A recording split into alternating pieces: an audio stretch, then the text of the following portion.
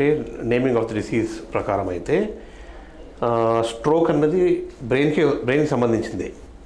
హార్ట్కి వచ్చేదాన్ని మనం హార్ట్ అటాక్ కానీ మైకార్డియల్ ఇన్ఫాక్షన్ కానీ అంటాం. దేర్ ఇస్ డిఫరెన్స్ అనమాట. Stroke means it is to the brain only.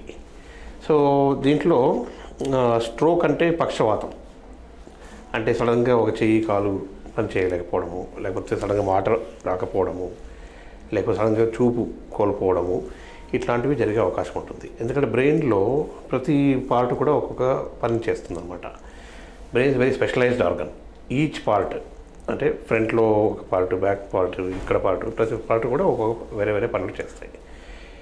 ఈ దీంట్లో ఏంటంటే బ్రెయిన్ మనం అన్ని అవయవాల కంటే కూడా ఎక్కువగా బ్లడ్ సప్లై వస్తుంది అనమాట బ్రెయిన్కి. ఎందుకంటే బ్రెయిన్ ఎప్పుడూ యాక్టివ్గానే ఉంటుంది, నిద్రలో కూడా యాక్టివ్గానే ఉంటుంది. ఎందుకంటే ప్రతి ఫంక్షన్ ఇంక్లూడింగ్ బ్రీదింగ్ కానీ హార్ట్ బీట్ కానీ అన్నిటి కంట్రోల్స్ బ్రెయిన్లో ఉంటాయి.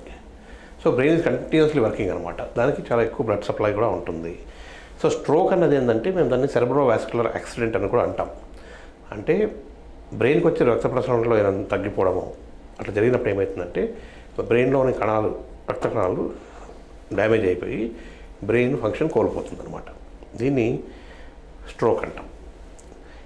దీంట్లో స్ట్రోక్లో కూడా 2 రకాలు ఉంటాయి. ఒకటేమో ఇస్కిమిక్ స్ట్రోక్ అంటాం. Ischemia means lack of blood supply, అంటే రక్త ప్రసరణ తగ్గిపోవడం.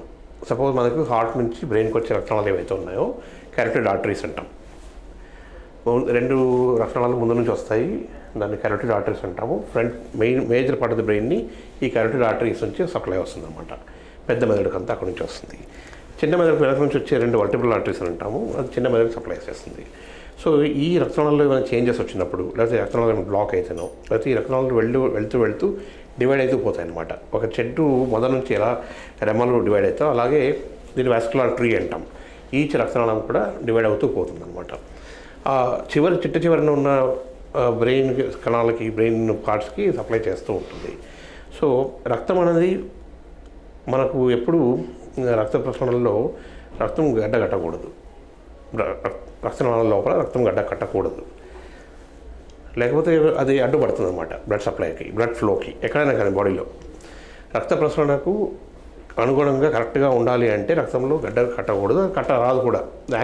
By nature blood should not clot in the blood vessels. రక్తనాళాల లోపల బ్లడ్ క్లాట్ కాకూడదు. కానీ ఎక్కడైనా మనకు దెబ్బ తాకినప్పుడు, లేకపోతే రక్తనాళం కట్ అయినప్పుడు అప్పుడు అక్కడ క్లాట్ ఫామ్ అయ్యి రక్తస్రావాన్ని ఆపుతుందన్నమాట. దాని క్లాటింగ్ మెకానిజం అంటాము. ఒకవేళ రక్తనాళాల లోపల క్లాట్ ఫార్మ్ అయితే దాన్ని థ్రాంబోసిస్ అంటాము. అది అబ్నార్మాలిటీ అనమాట.